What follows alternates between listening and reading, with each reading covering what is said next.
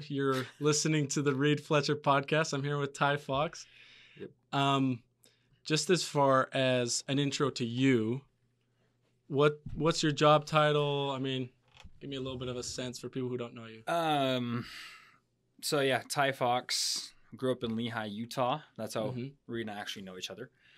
But right now, I'm a senior manager at Vivint Smart Home now. Okay. Just went public on the New York Stock Exchange. Really exciting time. But outside of that, yeah. But outside of that, I run a couple other businesses on the side as well. Oh yeah. Yeah. My wife and I own a floral design company, which is actually pretty floral fun. design. Yeah. Like flowers? Yeah, so like for weddings, quinceañeras. What? Stuff like that, yeah. My wife runs a calligraphy business for weddings. How cool really? is that? Yeah, so I know all about it. Meet up. Yeah. It's like the amount of collaborations my wife does is insane. So we talking Instagram business, like brick and mortar? No, it's Instagram. We run everything basically out of my office at our house. That's so cool. So does my wife. Tax write-off, dude. I had no idea. Yeah. How cool is that? Yeah. I'll follow her. What's the name? Fox Floral Design. Fox Floral Design. It's kind of hard to say. Yeah. Yeah. You think it would be a little bit more catchy, but yeah, she's unreal at what she does. Yeah, we do that, and then dabbling in construction here and there. My family has a construction company, and so do a couple of things there as well in the off season, and then real estate investing.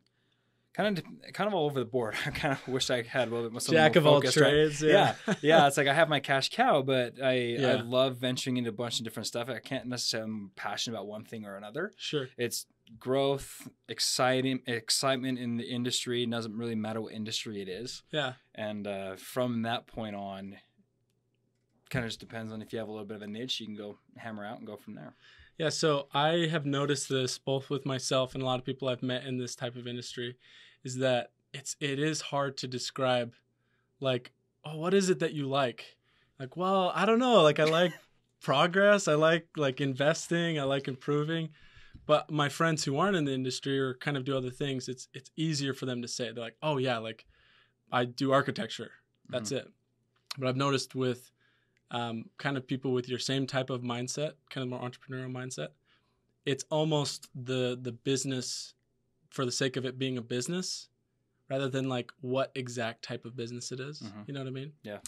I love the real estate thing too. I think I've seen on your Facebook, are you building rental properties? Yeah. I mean, it's kind of all over the board, whatever makes sense in the market, right? Unfortunately, depending on where you're at, some things make more sense than others. And so if it makes more sense just to go buy and fill the unit and take care of tenants, we do that. Or if we need to go build something, we can do that too.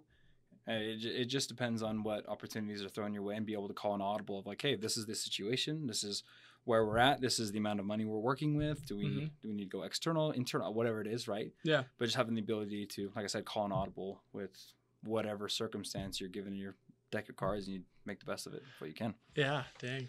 Do you, as far as real estate goes, is there one specific niche that you like? Like, is it more the rental properties, or you're saying you just kind of try and read it and adapt? Yeah, I mostly dabbled into rentals just because that's part of my long-term strategy. So I just want to build up a rental portfolio that's taking care of my wife and I, but then I can go take care of tenants as well. Like I love having those kind of relationships. Yeah. And so, it kind of depends. Like we're all over the board. Like our family construction business, it's custom construction for like bigger homes, custom builds, stuff like that. But when it comes to more of the investing long-term game, it's take care of tenants, make sure they have a wonderful place to be. You're taking good care of them, and in return, they take good care of you. I think it's super interesting. I guess if we didn't say this, you do summer sales, right? Yep. Most people, I feel like, know what that is. Yeah, especially in Utah. Especially in Utah. Right? It's kind of like the great and spacious building. You use a lot of words sometimes, you know? Yeah, but, I don't know why. So I did it for 3 years for a different company, different industry, did pest control. And it bugged me so bad, like just the stigma. Why do you think that is? Like, what's the deal? Why do people hate so much on summer sales bros? Well, I think that it's kind of self-inflicting, right? And it's for example, like I'll go and find somebody that maybe just got off their mission or graduated high school, hasn't had really a lot of experience in the workplace yet, and I'm able to take them into a position to where they're not quite independent yet, and hopefully 4 months later they're completely independent. Right. Now with that independency, right, or becoming independent, if that's a word, independency. I don't know either. We'll edit that out. I like We'll be that. fine. No, I like it. We're gonna coin it, right? I think that there comes with specific types of people, a swagger that can come across the wrong way. Yeah. Because I can see the difference of a kid that has been living off of his parents' cards and budgets, and that they take care of everything. Mm-hmm. Now he can go pay for a car, he can go pay for school, he can go get ahead financially. Yeah. And at that point, his confidence goes through the roof, right? Yeah. And naturally. And I think that can be perceived the wrong way, especially if he takes that confidence and turns it into, look at me, like, look what I've done. Well, it's hard not to. I mean, like, you're a 21-year-old kid. You've never had anything. Like, you used to work at Barnes & Noble for $10 an hour, and then all of a sudden, like, you get like a 30 or a 20 grand check. Like, well, what do you do, you know? Yeah, and it's I mean, there's a documentary on by ESPN, and it's from bling to broke. Mm-hmm. And it's these kids haven't necessarily, like, they've worked hard and they've done a really good job, like, paving the streets, earning the money that they've earned. Mm-hmm. And sometimes it comes to the temptation when you have the money and you have these different things is, I'm going to go get something that makes me look like I'm successful. Right. Like, I have to appear rich now that everyone needs to know. Exactly. Right. Yeah. And I understand, like, you want to give that image of, like, I'm successful, so hopefully that'll turn into more business for me in the future. Sure. I get that. Sure. I don't agree with it, but I understand that philosophy behind it. And and I think that once you take a kid that, like I said, young kid, doesn't have a ton of experience, now he's, like, swaggered out on life and thinks he's, like, a millionaire after, like, $30,000 or whatever that amount may be. It may be more or less. People can perceive that the wrong way because he kind of did that to himself. And unfortunately, in this industry, people can do that to the extreme. Yeah. Like, look what I did. I just got this. Now, I understand, like, you need to go spoil yourself, especially if you went slaved away for a little while. You need to go spoil yourself and reap the benefits from that. But I think there's a fine line between taking it from, I'm very confident in what I did and I am spoiling myself, versus look at my abundance versus what you guys that didn't do this don't have, you know? Exactly. And that's not okay. Right. And I think that's where summer sales probably gets the bad name is the, like, I'm better than you, which I feel like very few people actually do.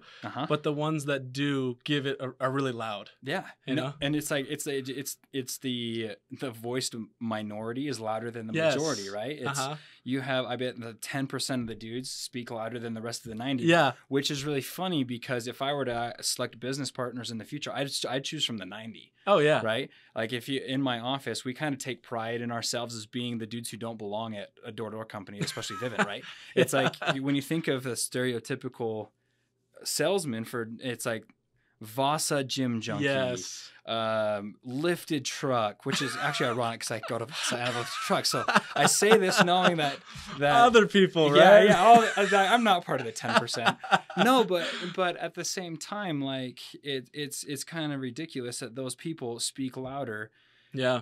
When they're the ones I wouldn't want to partner with when it comes to a relationship, a business, anything like that, because I'd rather my guys that we have in our organization are, dude, we play Super Smash Brothers together, right? Yeah. We literally have an arcade machine in my office that, like, of Street Fighter and Mortal Kombat, and, like, dude, we're like misfit toys that don't belong at Vivint, but and we actually take pride in that. Like, dude, we want to challenge the status quo.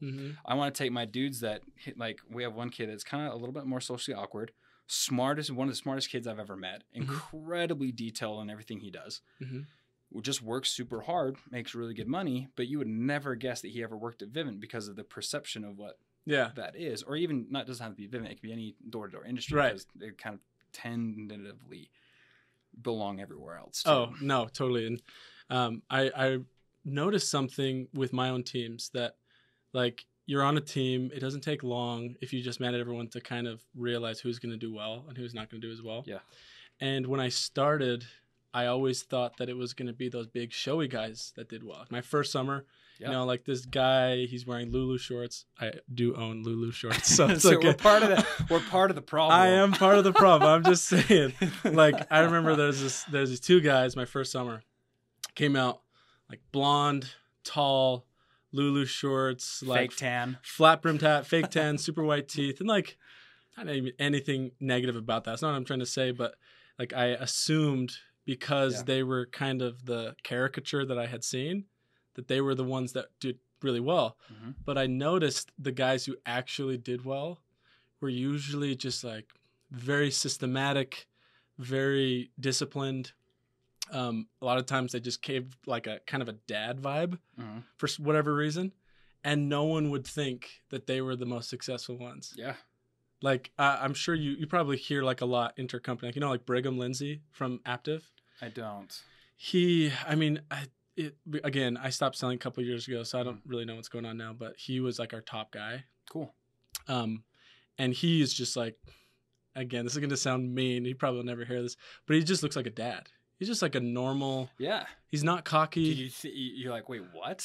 I know. When I met him, I'm like, dang it. I was like, I was expecting some like jacked, you know, like flat brimmed hat. Like, oh yeah, I used to play basketball in Europe, but I'm just going to do this. Yeah. But no, he's just a normal guy, dad. Down to skinny, earth, I imagine. Down to earth, Yeah. like really easygoing, and you would never guess that he's rolling in easily six figures, you know? Yeah. And I mean, if anything, right, it's unfortunately they get that vibe. It was actually really funny. After my first summer selling, I started dating my wife, and she belongs to she went to American Fork, and she was a part of a ballroom team, and they still are very, very close knit. Like they still get together all the time. My wife's 2 years older than me, so like 3 years older than you, and they're like tight knit. It's kind of it's kind of rare. Like a diamond in the rough, right? Yeah. And she had me come over and introduce me with all of her friends, and I've got like a button-up shirt, but I have a Vivint hat on, and they all thought and like knowing them and their background is not a lot of them did like sports. They did ballroom, which I mean I did ballroom too for the first couple of years of high school, right? But they didn't know that and they didn't think I would ever do that because they see the Vivint hat, and that's kind of all the brand that they see. Yeah. But like we're sitting there in this, it was a Christmas party, and we're talking back and forth. I'm trying to like talk with random people. I don't really know anybody, and then I hear this group of guys sitting in the couch or like at the couch section talking about an old video game I used to play all the time, like obsessively played with, right? And I go over there. I'm like, oh my gosh, yeah. And I start talking with them about this video game, and they're like, wait, what? Right? What? You don't just talk about sales?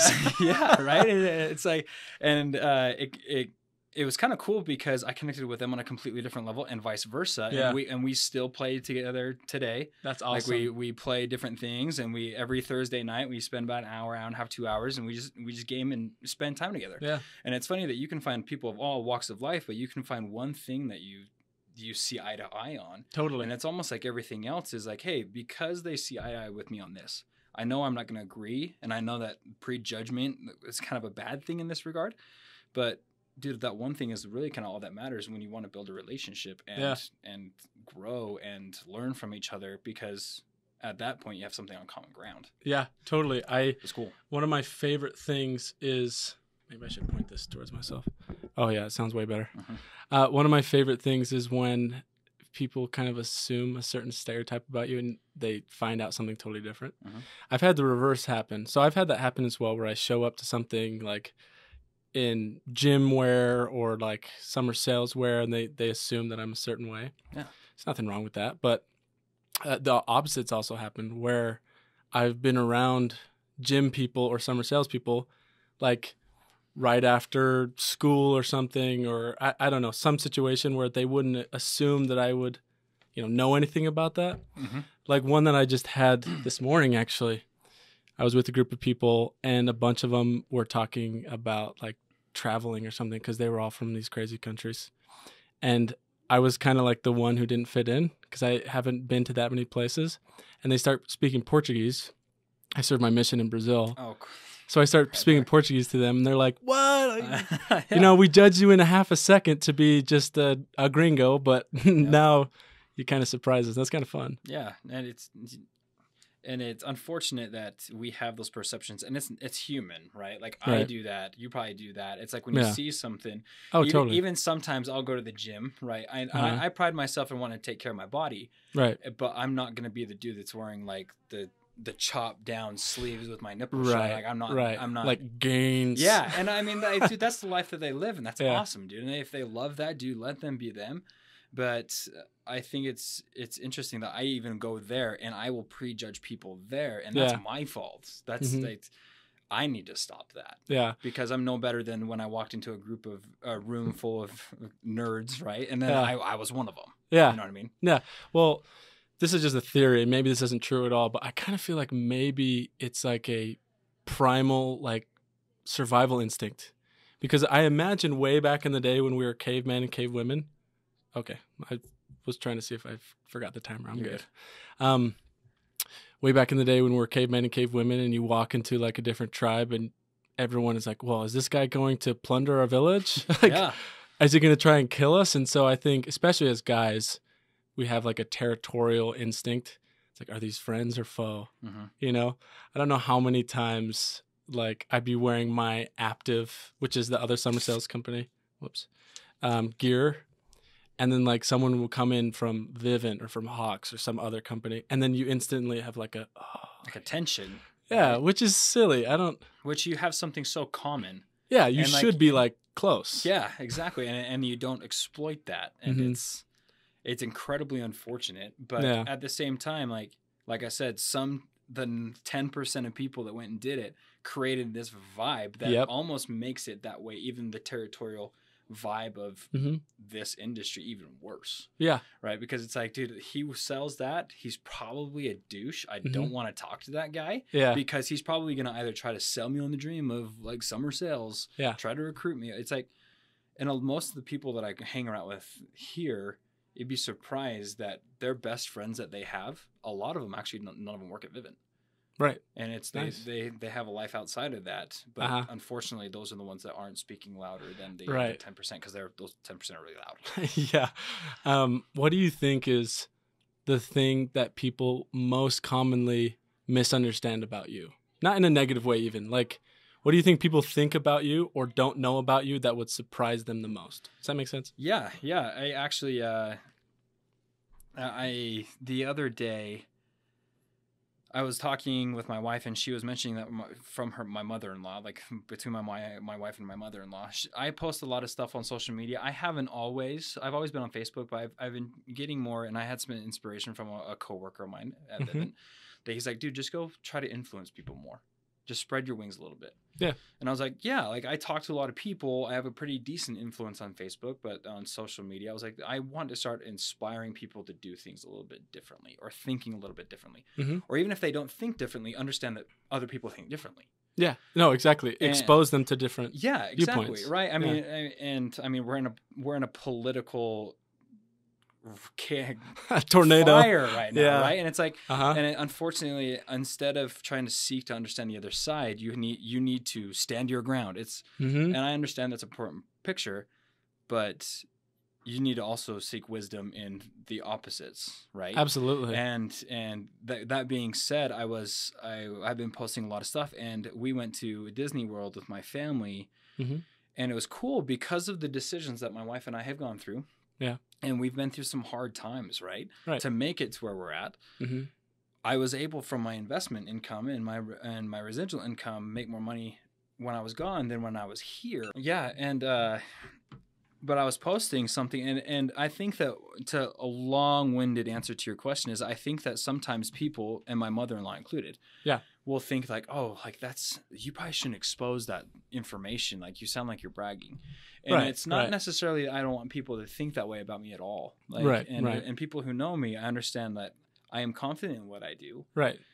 But it's a difference between like, look what I have, and my purpose of it. And I actually had a lot of people reach out to me afterwards, like, dude, that's really cool. Like, how did you do that? Right. Is that when we were gone, we were able to bring in more income than when we left. And despite spending a lot of money, it was Disney World and we went to the Bahamas. Our account was bigger when we got back than when we left. Yeah.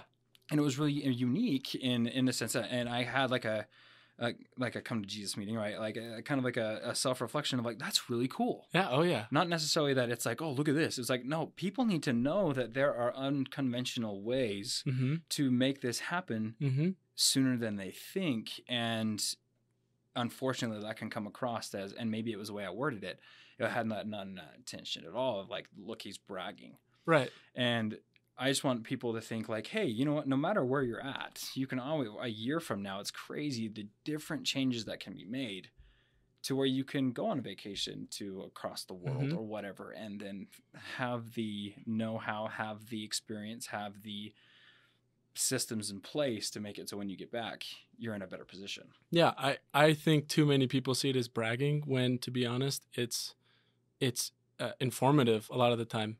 Like, so my family lived in the East Coast, so they hadn't really heard of summer sales. Okay. Where at in East Coast? So they lived in Maryland. Okay. I was actually born in Maine, which is like really way the heck. I've never even been back. I don't know anything about Maine. I love Maryland. Yeah? Virginia, D.C., I love that area. That's that's where I was at my second summer. So. Oh, really? Yeah. Yeah. Alexandria, Bowie, Clinton. It's a cool area. Waldorf, I mean, D.C. is beautiful. Yeah. And one of the things that they found surprising was hearing that, you know, there's these kids, like just the idea of summer sales to them was so surprising. They'd never really heard of that type of thing. Like, oh, we'll take like a 19-year-old kid and have him make, you know, 30 grand or whatever in 4 months. Yeah. And when I thought of that, I thought about how bad people judge it here, because kind of everyone already knows about it. So it's, yeah. And like, so you've had those 10% ruin it. Yeah, exactly. So what you're doing and what you're saying, you know, I look at as an opportunity. You know, like, hey, here's someone that you know who made 30 grand in 4 months, or here's someone that you know that is invested in real estate. Instead of judging them, why don't you ask them? You know? Yeah. Why don't you go talk to them? Mm-hmm. Well, and it's we live in a, and I think it was a little bit more our parents' generation. Yeah. But it was, you go, who do you go seek for advice in any regard? It's your parents or like someone that's really close to you. When unfortunately those people most of the time are not qualified to give that kind of information as if they were like successful. Yeah. And I think that in today's industry, and I mean in business, in everything in general, in school, is that you're learning from people majority of the time. Maybe I'm wrong, but in my experience, majority of the time, the people who are the loudest counsel givers are the ones that are the least qualified to give that advice. And it's crazy that here in Utah, it does have a bad perception, but I've been in Louisiana. I've sold in California, Nevada, Texas, Maryland, Ohio. And when you tell people about this, they're like, wait, what? Yeah, they're so surprised. Yeah, and it's like, I mean, and to get onto like the opposite end of the spectrum, dude, you have people like coming over from Mexico that are risking their lives, the chance of being sent back, and doing a lot of these sacrifices that they would kill just to do this. Yeah. But yet, and it's not just this. I mean, I'm not just saying like this is the greatest thing. Dude, there's money everywhere. Right. There's money everywhere. It's just a skill set of developing where it's at, and and they're looking to just put themselves in a position to take advantage of where that money is, or opportunity, not necessarily money in general. But and it's funny that I think sometimes in the Valley that when they've heard about the summer sales, or they've heard about X, Y, and Z, or they've heard about these other opportunities, and they're closed-minded because their parents said, "Oh, that's not a good idea." Or they've had someone who did it and didn't do very well. Oh, that's not a good idea. Yeah, it's a scam. Yeah, it's a scam. Or they see the gym junkie at Vasa and think like, oh, I don't want to be like that. Yeah. And it's instead of like mastering the craft and it's like, dude, you can customize this however you want. Whatever opportunity there is out there, you can go, dude, master it however. And unfortunately, people are bought into the people that give them the wrong piece of advice rather than, hey, dude, I'm going to go master my craft. I'm going to go be the outlier at X company. I'm going to go do things unconventionally my way over here. And I mean, there's a time in place where you want to plug into the system that works, but at the same time, have there be a freedom to be able to call an audible when you need to. Yeah, absolutely. I think something that you made me think of, just making sure that thing's still going. Yeah. Oh, checking the time. Yeah. And we did 1 20-minute and we're sort of like half hour in, I think. Okay. That seemed about right. Cool. And yeah, hey, this can be as short or as long as you want. No, you're good. I'm just getting the password for that. Okay. But yeah, go ahead. What I was going to say is one thing I thought of that stuck out to me when you were talking was probably the best piece of advice I've gotten, maybe my whole life. This, I think it was like a quarterback coach or something. I don't remember. He was telling me he's like, if you're going to take someone's advice, be aware that you're probably going to end up with their results. And so don't take advice from people whose results you don't want. Mm-hmm. It's like, that's such good advice. Because how often is there like a massive opportunity in front of you, and then you think on something that some random friend said? Like, I had that's never done it, or that's found never done success there. Yeah, or like knows nothing about it, or even like a couple of degrees separated. Like, for example, me and my wife were looking to buy a fourplex, right? And because I heard from a lot of guys, it's just a pretty common thing. Mm-hmm. Live in part of it, rent out the other house hack it. Right, house hack, exactly. Yep. And so luckily I had got enough positive kind of reinforcement from other people before I talked to my friends who'd never done it. Yeah. Because I was already pretty convinced. But then I went to my friends that had never done it, and they're like, oh man, no way. Like, can you imagine like fixing toilets at 2 a.m.? And can you imagine like having to deal with tenants? Or like, that's such a terrible idea. My uncle told me that his friend 10 years ago got scammed and something.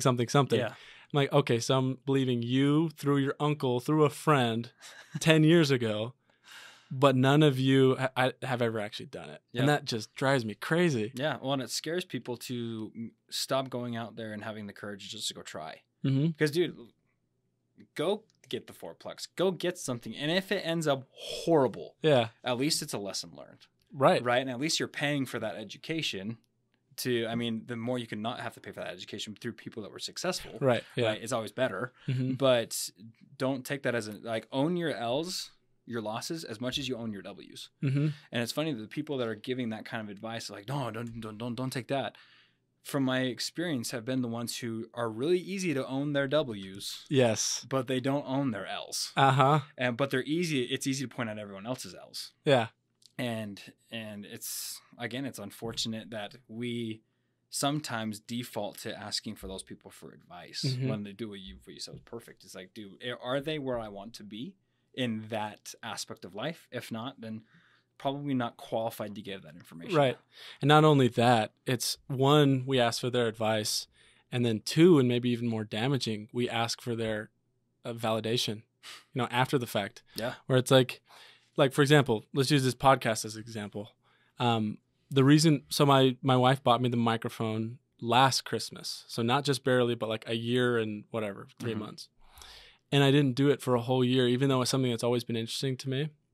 Because deep, I think back in my subconscious somewhere, I was thinking like, oh, what would so-and-so think?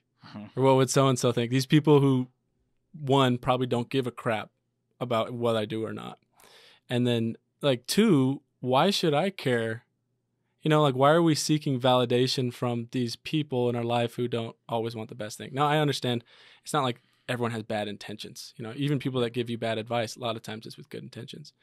But I wonder how we can break free from just making decisions because we want to and not worry about like, oh, did you hear Ty does summer sales? Oh, okay. Yeah. Like how do you break free from that? And obviously you have, because, you're doing things in your own self-interest and your family's self-interest. But like, do you ever find yourself struggling before you go to take some step or you go to post something on Facebook? Like, oh, wait, what is so-and-so going to think about this? Yeah. And at first I did a lot more than I do now, because my whole thing is that if someone's going to have a set image of who I am without having to try to get to know my content, right, who I am, my background, that's a fixed variable that I'm not going to be able to touch. Right. Yeah. Right. Now, I love my mother-in-law to death, and if she were in the room, I'd say the same thing. Right. Right. She's like the most Christ-like person on the planet. I love her to death. But it was unfortunate to me that she thought that I was bragging on when I had a lot of these really cool opportunities come my way, and reflecting on those opportunities and then taking advantage of them. But at the same time, I was like, I don't care about impressing my mother-in-law, because if she's going to naturally think like, oh, he's just doing that to inflate himself. Yeah. Those are not the people I'm trying to influence. Those are not the kind of people that I'm reaching out to and wanting to help. Yeah. Those are not the people who also alternatively, don't reach out to me. Yeah. Right. And they're thinking like, oh, that's awesome. That's really cool that you're doing this. And when I think of people that I admire, we can judge people however we want, but I'm reaching out to people that I admire, that I want to act or emulate, and vice versa. And it's funny because my mother-in-law didn't come talk to me about it. She went through my wife, and my wife talked to me. And it's the same thing that sometimes when you have a lot of these haters, regardless of whatever you're doing, right, that very rarely they'll come talk to you about it, but they'll be willing to point out your L's and all the other things to everybody else. Yeah, you know? No, I totally understand that, and it's sad, especially with social media that's like exposed it so much. Yeah, and I get fired up about that. You know me too. It's like screw you, middle finger to the world mentality, right? There is an extension to that. That's not good, but to an extreme. But at the same time, it's who do you admire? Are you replicating what they're doing? Are you asking? And then the people that you don't not care about. That's not people you're not trying to emulate. Yeah, or like that you don't admire in that specific aspect of life. Right. Why should we prejudge them either? It's like they're living their life. They're doing their things. We can say that, oh, I don't agree with that. That's different than being like, oh, he's completely talking himself up. Yeah. And if it comes across that way, so what?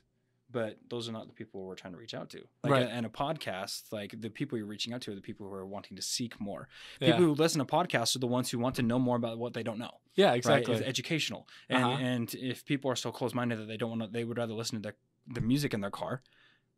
Don't waste time with those kind of people. Right. One of the best things that I have kind of come to a conclusion of recently is that like people don't really care about you. Like, I don't know how else to say it, but you know, like you think, oh, like all these people are looking at me and they think I'm dumb, or all these people are looking at me and they think I'm awesome, or whatever it is, positive or negative. Truth is, no one's looking. Like everyone's doing their own stuff. Yeah. Like for the most part, even if they hated something you did, it was a 2-second scroll on Facebook. Ah, what's that? Like people are living their own lives, you know, like no one cares if you succeed and no one really cares if you fail. Like that doesn't matter. You know, like obviously your wife and like your immediate family. But we still make so many decisions based off of like whether or not those people will like us. Just seek, like you said, social validation when in reality, if you received that validation, would your results be any different? Right. Majority of the time, probably not. Yeah. It's up to you. It's not up to them. I don't care about what they think. I care about what I think and the people that I surround myself with that I care close to. Like there are people I look up to and I care about what they think. But because I care about what they think, I seek their validation because they're in a position that I want to be at. Right. Hence why the validation makes sense for that social aspect rather than the ones that do. I haven't talked to this kid in 6 years from high school, right? I don't even know. I didn't even know he was married and had kids, right? But yet sometimes maybe he's prejudging and I'm prejudging him too, you know, and it's self-reflective of they might be doing that to me at the same time. We need to try to stop doing that to everybody else. Yeah, no, I think that's so funny. I've noticed on Facebook that you're a reader, right? Audible? I do read. It's about 20% of the books that I go through, 25 I read physically. Oh, okay. And then a slow reader. I'm not a great reader either. I love listening. Yeah. Like I always listen, but I like actual in my hand. I'm like, you know, I read that sentence 10 times. I'm like, oh freak! How long have I been sitting here? Yeah, like and it's like I can hyper focus in specific times, and other times it's a little bit more difficult. But yeah, I love Audible. I just try to soak in as much as I can. Last year, I listened or read 58 books over the year, and most of them were like self-help, business, like try to get ahead. And this year I've transitioned into more of like I want to do about half of my books or about a third of my books like that, and then the rest is becoming a well-rounded person. Right? Yeah. U.S. history. Some of the great British literature. Right. That's awesome. Les Mis. I mean, whatever it is. You know what I mean? And just branching out, like whether it's fantasy, sci-fi, fiction, and a really successful mentor of mine. He said, it doesn't matter what you're reading as long as you're reading. And it's seeking inspiration from every aspect of life, not necessarily just from business or podcasts or anything. Right. It's becoming a well-rounded person. Yeah. I had a very, very similar kind of, I guess, situation like that. So I delved deep into the self-help, the business, and I don't regret it. I loved it, and I still do that. And I kind of switch off. But then at some point I was like, you know, I want to one, be a more well-rounded person. I want to cultivate my creativity.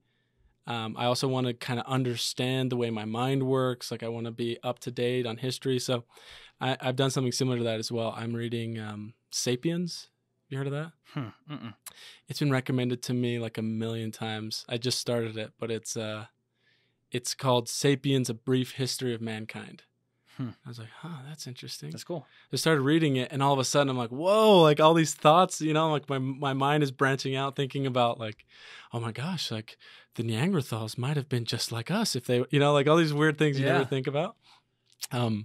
And it's amazing how much reading can completely change the way you think about the world. Well, it's putting yourself in a different perspective because, dude, we go 24 hours living our life. Yeah. Right. And it's kind of hard to venture outside of that. And especially with like the whole, like going back to social media, everyone's life is so glamorized.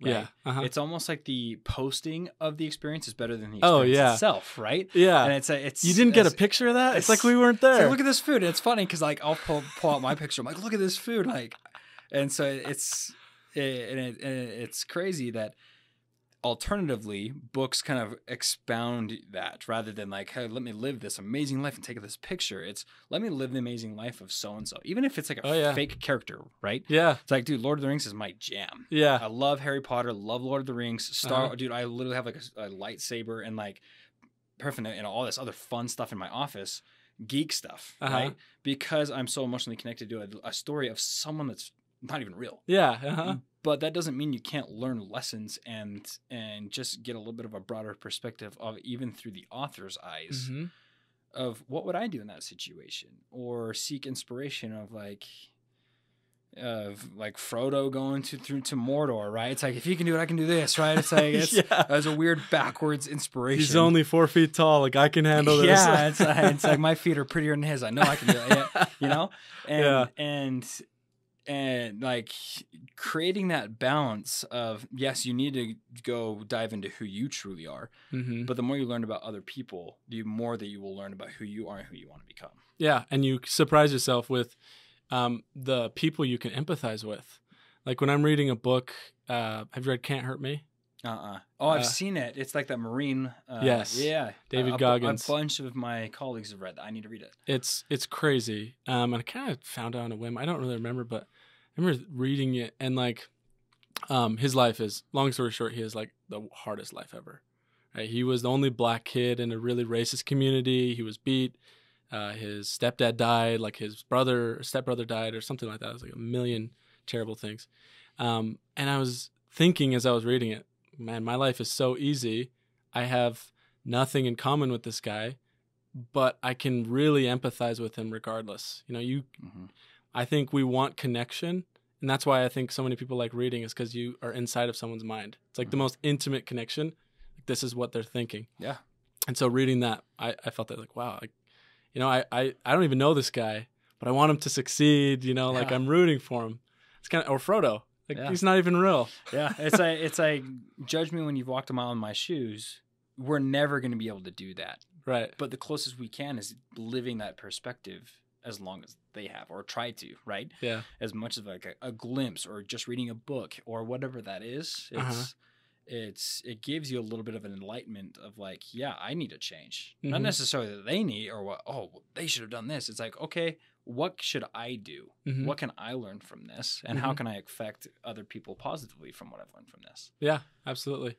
I don't know enough about the structure of Vivint. I thought about this when you were talking, but I assume that you have a lot of people that look up to you that work here. I would hope so.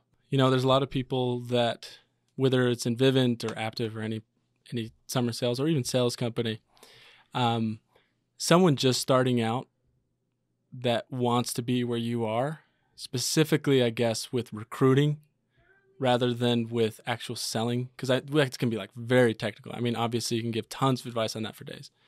But with recruiting, someone who wants to build a team, what advice would you give to them? Well, to preface, there are people at Vivint that are much better at this than I am. Sure. And And thank goodness I'm in a system of people that have done this successful long enough to understand, okay, like I want to replicate that. I don't want to do that. I want to grow like him. I don't want to do that. You know, what I mean? Just like we've already talked about. Yeah. Starting out and getting to my position, I'm at chapter 20 when they're at chapter 1. My first thing would be like, don't expect to have these results when you're in chapter 1 still. And there's nothing wrong with where you're at. That recognizing that situation and having a game plan to get to chapter 20 or chapter 80 or where I'm trying to go and chase people that have done it better and more successful than I have. Right. But as far as someone that's just starting out and say like they want to go run a team. Right? Yeah. My first advice is go use the resources of any organization to your advantage, not for you, but for everyone else around you. Right. Vivint is, I mean, it's a very big company in Utah now. Yeah. And there's a lot of perks here. And I have like my guys have benefited from it, but I've also had friends that have benefited from it that have nothing to do with Vivint. Yeah. And I want that because not only do I want them to have a positive outlook on my work, right? I want them to not think of Ty as like, oh, he does summer sales with this negative connotation. He's like, no, he does summer sales. Yeah. With like a positive outlook. How cool is that? Yeah, exactly. And I think it's cool. And the more I've done it, I think it's amazing. Not judging against what other people do, but it's just I've gelled really well with it. And it's been a really cool vehicle for my wife and I to get ahead and however many different ways that we have been able to. But starting out, I would say you need to fire, ready, aim. Not ready, aim, fire. Just go jump in. Go figure it out. It's analysis paralysis. And we're like, hey, I think I could do this, but I don't know. No, just jump in with 2 feet. And whether that's at Vivint, Aptiv, Weave, Microsoft, wherever it is, right? Jump in with 2 feet. And when you're placed with that pressure, you'll naturally, we have 2 instincts, right? Fight or flight. Yeah. And I've seen that majority of the time, some people punk out, which is it's just a natural condition. Yeah. But most people have fight in them to where they're like, hey, I'm wading in water and I need to learn how to swim real fast. And you'll learn stuff faster that way and more efficient that way than you will of coming and just replicating like, oh, what did you do? And I want to take all these notes. Like, no, go figure it out. Go mess up. And I think that in our generation, especially even in the generation younger, that because of like going back to the social media platform, that they see all these people having such success because we don't post our failures, right? Right. Yeah. It's like, and maybe I need to do even better at that of posting this stupid stuff that I've done. Absolutely. Right. It's like they see the chapter 20 and they see like the house that we have or like the things that we drive, but they don't see the 520 square foot bedroom that my wife and I had to live in for 6 months to make it even make sense. They didn't see that. Right. And I bought that. It's kind of funny, like looking back, I was like, wow, I really bought that, right? But they don't see those things, and that's okay. But jumping in with 2 feet wherever you're at, whether it's like running a podcast, whether it's starting a car wash or whatever, just jump in 2 feet, let people know.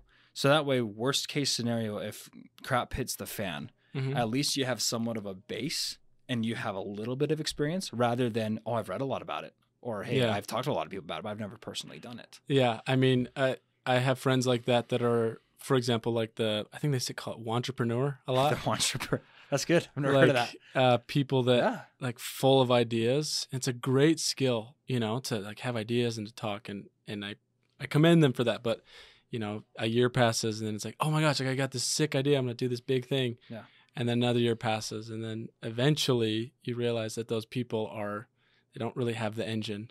They have the steering wheel, I guess, because they've learned a lot about it. But the people who end up doing it are the ones who just get out there and fail and look dumb and, Yeah, accept that vulnerability. Yeah, absolutely. This has been awesome.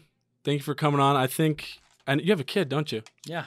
I'm going to let you go. It's 4. How about one more question for the ladies? No, just kidding. That doesn't mean anything. Yeah. Babe, don't listen. No. Let's talk like Endgame, not the movie, but we could talk. Great movie. Great movie. So let's talk Marvel. It's like, I'm there, dude. You come to my office, you'll see figures in my. Yeah. No, we'll have to do another one just about that. Done. No, I probably should have used different wording. Like, where do you see yourself going? Like, do you have How long term do you like to think? Do you have a big end game or anything? Well, I try to think of increments of, what's the quote? People overestimate what they can do in a year, but underestimate what they can do in 5. Mm-hmm. And so I try to plan for 5, then 10, and then scale it back to the 1, rather than plan for 1 and then scale it from there. Yeah. Are you talking specifically just with Vivint or with everything or with family? Like in what aspect? I guess let's talk, because it's so big, let's talk financially. Cool. So I guess if that's Vivint, if that's real estate. Well, let's kind of combine it. Sure. Right? Yeah. Because Vivint's kind of like the cash cow that kind of takes care of everything else. Now, I am a huge believer that you do not need cash to go start a successful business. Mm-hmm. Well, I'm putting that out there right now. Right. You do not need cash to be able to go start a successful business or venture or anything, right? Right. However, it is the cash cow that has helped me accelerate those things faster than they would have outside of not having it. Mm-hmm. I want to milk this as long as I can. Milk whatever cow you're sucking on for as long as you can, man. And as long as it's taking care of you. And my wife and I talk about this all the time. What is our game plan? First off, dude, like I do nothing without her. Like I am nothing without her, right? Mm-hmm. Like she's taking care. Like if we could trade spots, I love my work and it's fun. But if I could trade her spots, like hanging out with my kid all the time. Yeah. Oh, how old's your kid? He just turned 1. Oh, really? So fun. One kid, first kid. Yeah, first kid.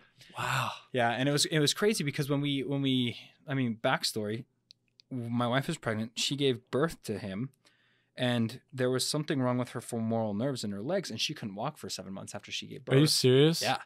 And I was gone, so it was kind of a compilation of a lot of things. And like looking back, we've learned a ton, and I respect and I love everything she's about. And it's crazy that at that time she can't walk. I'm leaving for summer at this point. She was planning on coming out with me, but now she has to stay home. She in a wheelchair? Like she was in a wheelchair. She was in a wheelchair, a walker. Like her quads would not fire. Like when we like lift up an arm or like lift, like it's so weird for us not to think like, oh, you can't move. She literally couldn't, and then so I had to like take her to the bathroom, wake up and feed the kid almost every time. And it was a really interesting time. And I would go out for summer. I mean, you know how hard that work is. It can be, right? And then she's at home, going to multiple doctor's appointments, and she's gotten like 4 kidney stones over the summer. And so I'm like stressed out of my mind. My mind's not at work. It's at home, which is 3 states away. And that was hard. But at the same time, dude, people see the successes, but they don't see the chapters in between. That was a hard chapter. And it's crazy that I developed, and I respected, I loved my wife before, but it's crazy that if crap hit the fan again, I knew that I could go out and she would be okay at home. Because she did it paralyzed. Yeah. Me being gone, all these medical issues, newborn kid, like a lot of and don't get me wrong, there are a lot of people that have been in worse situations. I'm not taking away from that at all, because and that's kind of my philosophy, is that there's someone that's been in a worse position than you in any aspect, whether it's podcasts, Vivint, starting a business, going through financial struggle, the death of a loved one, whatever. There are people that are less privileged than you, less gifted than you, that found a way to make it work. So what excuse do you have?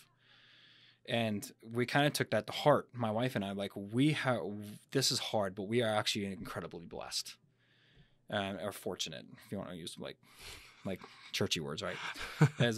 And from those lessons, you develop a completely different confidence in you that other people might see as bad. Mm-hmm. But I look at my wife with a completely different outlook than I did beforehand. You know what I mean? Yeah. And that's the kind of partner I want for the next 5 to 10 years. Mm-hmm. That's the kind of person that I know that if I'd made all the wrong decisions, or that we were always forced into a corner, at least she's still strapping up with me. Yeah. You know what I mean? And so for the next, fortunately right now we are very fortunate to where our expenses are completely covered by either residuals, rents, dividends, different things that way. So it's kind of nice being in that situation. Now, it took us 5 years to get here since my mission, right? Mm-hmm. But it's just, I want to scale that up as much as possible, because I want to be able to, long term, we want to start a wedding venue together. We want to be able to Fox Farms, right? And we want to be able to have enough money to be able to take care of other people, like family members and whatnot, that are needing help. Mm-hmm. Because there's nothing absolute. I respect and I love all my family 100%, but it's very rare, and it's objective that none of them are in the same situation that my wife and I are in. Right. And it's because of the decisions that we've made. Yeah. And the sacrifices that we made. Mm-hmm. But I want to make those so that way we want to adopt 2 kids growing older. We want to take in my I have a family member who struggles with Asperger's, and when the family they're dependent on goes away, I want to take them in.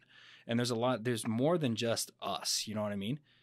So we want to scale out as much as possible, get as many rentals as possible, be able to subsidize that, start up a couple more businesses to employ more people. So that way, I love starting businesses because I'm money motivated. It's awesome. But dude, I want to go start a business so that way X, Y, and Z person can go tap into their true potential. That if I didn't do that, they wouldn't have been able to do that. And so long term, literally serial, start as many as we can, right? And continue the trend of what we're doing because we have businesses running and growing already. Continue to do that. Have eggs in every basket. People say don't spread them thin, right? Spread wide, but provide as many opportunities as possible because I know that when I do that, if I can go employ, we employ a decent amount of people already, but if I can go employ 1,000, 2,000, 10,000 people, I'll be naturally taken care of. Mm-hmm. The longer you've gotten into this, and that's what I would tell that first year rep, getting back to that. It's like, dude, the more you think about you, that's fine, but you're the only person that's going to be able to get ahead. The more you think of this aspect, the bigger picture, you need to take everybody with you and kind of go from there. I love that. That's what we want to do for the next 5, 10 plus years. That's awesome. Full circle. You talked about the stigma, and it's like, I'm not using this money just to buy hats and try and look cool. Like, listen, I'm trying to... It's cool hats, though. They are some cool hats. I'm not going to lie. But it's like, I'm going to affect the community. Yeah. You know, what are the things that you're saying that are motivating you? Well, freedom with my family, with my wife, bringing in a family member to live with us, you know, like having that freedom to help. Mm-hmm. You can't do that unless you have money. Yeah. And I mean, it's not everything. Right. Like I've heard it's the yardstick, right? It's the measuring stick. And I don't even think that that's necessary. I mean, is that true in some aspects? Yes, but you're focusing on the measurement. Right. Rather than focusing on what the measurement can do. Right. And like I said, money's everywhere. It doesn't have to be in summer sales. It doesn't have to be in podcasts. It doesn't have to be in a career. It's everywhere around us. It's just developing that skill to be able to go find it. I mean, I was in a meeting yesterday when Todd Peterson, the CEO, like the founder of Vivint, was speaking. Dude, he has a branch in the Provo Hospital with his name on it, like that he funded. Now, what are the takes? I mean, I don't know if he completely donated. I'm not sure of all that, but that's cool. I see that as inspiration. Not only is he an inspiration to me and the people that work here, because everyone's inspired by Todd, right? It's like he has a weird swagger about him that all of us are like, dude, he's in the room, right? But it's what does he do additional to that? Like it's that's who you want to be. Like you learn about some of these business gurus like Andrew Carnegie and Vanderbilt. And a lot of these dudes did a lot of awful stuff. I'm not taking away from any of that. Right. A lot of them, they were like capitalists to the extreme where it's like, that's gray. That's probably a little too far. Yeah. It's like, but then, I mean, I'm not saying that this is offsetting the off things that they did, but dude, in the end, they were literally challenging each other for charities. Right. And not Vanderbilt. It was Rockefeller and Carnegie. They were like, well, you donated this much. I'm going to donate this much. You started this foundation. I'm going to start this foundation. And you're kind of still jiving into that natural competitiveness that we talked about before, right?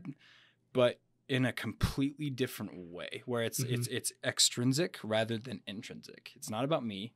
It shouldn't be about me. It should be about everyone else. And if the focus is getting this person ahead, wherever you're at, you'll be naturally taken care of. Mm-hmm. That's the letter of the law, man. It has been for us anyway. That's awesome. Thanks for being on the podcast with me, man. I loved it. If someone wants to reach out to you and like talk to you, or if they want to work for you or anything, I mean, what should they do? Find me on Instagram. Okay. And yeah, I mean, I assume you can like tag that in, or Facebook, email ty.fox@smarthomepros.com is awesome. Okay. And it's like outside of Vivint, like I said, is my cash cow, and I actually love Vivint and the things that it's been able to do for us. But dude, I'm equally and just as much passionate about getting other people ahead outside of just sales. Because sales, if Vivint were to be gone tomorrow, how many people would you have affected? That's what you need to get at. That's awesome, man. Hey, thanks for your time. Appreciate it.